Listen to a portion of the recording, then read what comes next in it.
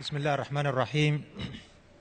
الحمد لله رب العالمين، وصلى الله وسلم على نبينا محمد وعلى آله وصحبه أجمعين.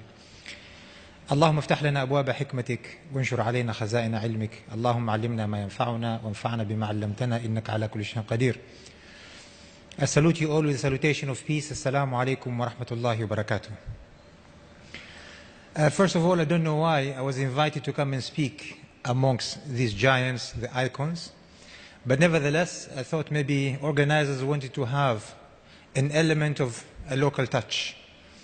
And what a better way to have a local touch with someone who doesn't fit in at all. The looks are deceiving. Speaking English in itself is a surprise. Talking about open minds in the world today, where the media has almost tarnished the image of people like me, are the people who are supposed to be being looked after, maybe by the CIA somewhere in Guantanamo somewhere.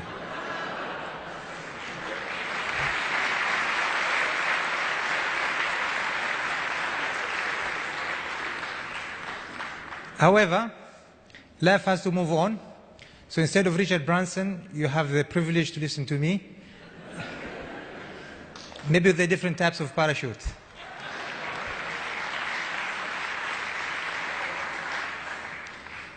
People have difficulties pronouncing my name, and I usually like to call my name Khalfan, which rhymes with have fun. So let us have fun together for the afternoon. What a better challenge than to speak after lunch, after a big meal. So my job is to keep you awake and to make sure that I entertain you as much as I try to challenge your minds, to make sure that we keep our minds open for something maybe that we can take away as much as I have been taking away this morning. Let us talk in the context of Oman first. Oman is now at a crossroads. The good old days of the 40 years of putting the foundation in place, the infrastructure, is almost over. The next challenge ahead of us is about the human capital. This symposium, this seminar, this gathering was initially intended to invite the youngsters of today, the leaders of tomorrow, to try and learn the wisdom of how things are made, to try and move out of the comfort zone, to challenge the status quo, to be innovative, to be creative, and to go beyond the boundaries. Somewhere along the organizational period, things didn't go well, and now I have to speak to the converts, people who understand what it is that they have to do to be where they are. Nevertheless, probably the message is those who are beginning to embark on the journey of success will get something, and those who are there, please, whatever I say, take it as ammunition for you to go and energize, inspire, empower those who could not make it today. And I'm going to start with a story. It's a story that I usually tell whenever I meet the youngsters. And probably through the story, majority of you can reflect and can relate to the story. It's a story of a baby elephant. It's a story of the elephant that is kept in the zoo. Zookeepers wanted to have an elephant. But rather than capture a big elephant that is difficult to tame, difficult to train, they thought, why don't we start with a baby elephant? So they embarked to the jungles, caught a baby elephant, brought it to the zoo. Initially, the baby didn't like the environment. It didn't cooperate. It played hard. And then they said, we're going to teach you a lesson. They took the baby elephant to a dark room, tied it to chains, and in those chains they had some sharp nails. So every time the baby elephant wanted to break away from the chains, these sharp nails would pierce the skin and cause a lot of pain.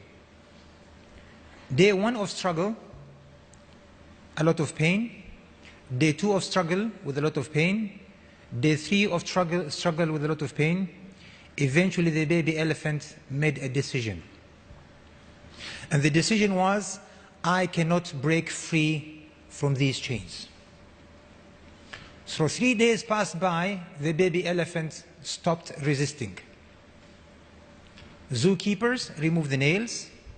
Baby elephant woke up in the morning, felt the chain, and stopped resisting. Few more days passed by, they replaced the chain with a piece of rope. The baby elephant woke up in the morning, felt the rope, something on the foot, and then he said, I cannot break free. It didn't resist. Time passed by. It's 2 years down the road. The baby elephant now is bigger, is stronger. Whenever it's set free, it moves around. Whenever they put a small rope on its foot, it stops resisting. 7 years down the road, now the baby elephant is a big elephant. It can uproot trees from its roots. It can topple cars. It can do wonderful things. However, it cannot free itself from a very single, thin, tiny rope. Why? Because of a decision made sometime in the past. What's the moral of the story here? The baby elephant made a decision and stuck with the decision. We as human beings, we were born free, independent, and we were born with an open mind, willing to take all challenges of life. Then through our upbringing, whether at home, at school, in society, these ropes are introduced into us. They are not on our feet, but they are in our minds.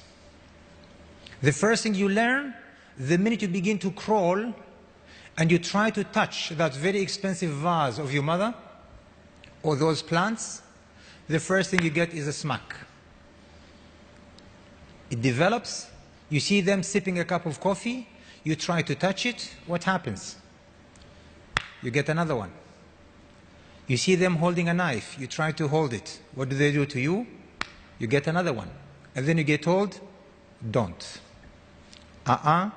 Don't. And then as a result, we grow with many of these ropes in our minds that tell us, you cannot do it. You are not meant to be. This is not for you. How many of you can relate to that? Please take 30 seconds, just look at your neighbor and ask them, do you still have those ropes? If you do, it's time to let them go. 30 seconds, please. Speak to your neighbor.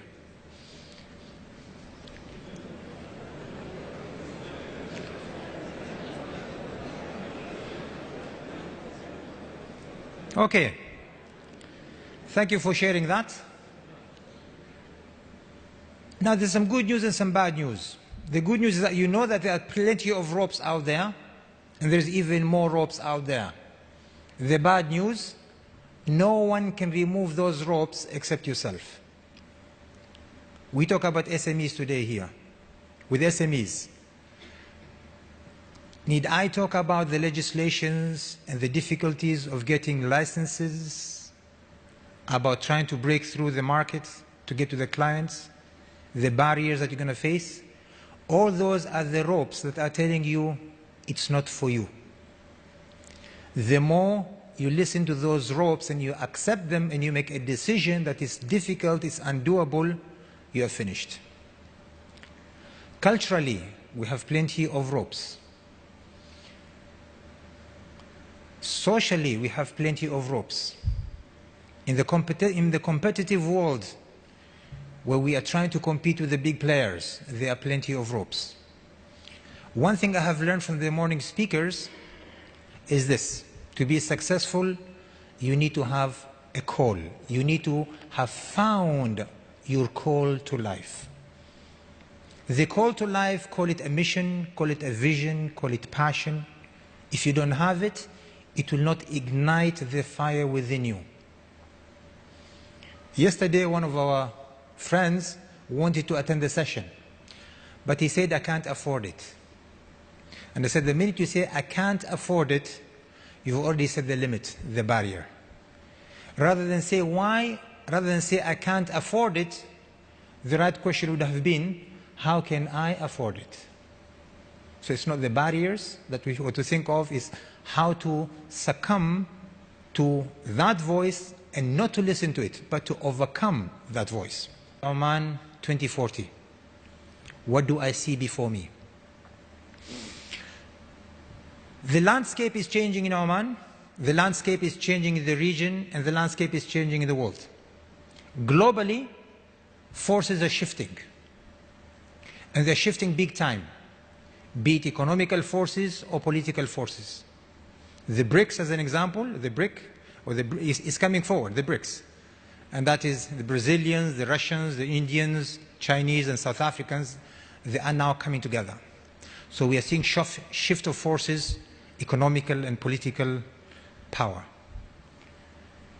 If we talk about regionally, the region is not going to be stable for the next 10 to 20 years because of the mess that we have created ourselves, be it in Iraq, in Syria, in Palestine, in Egypt, in Libya, in Yemen, and those problems that have been created will not disappear overnight.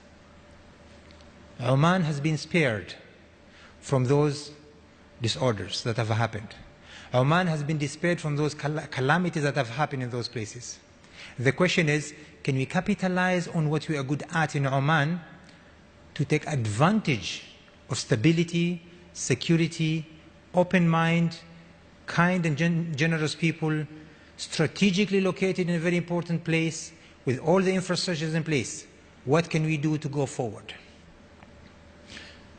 Oman also is changing. The landscape in Oman is changing. Politically, the forces are shifting as well. With the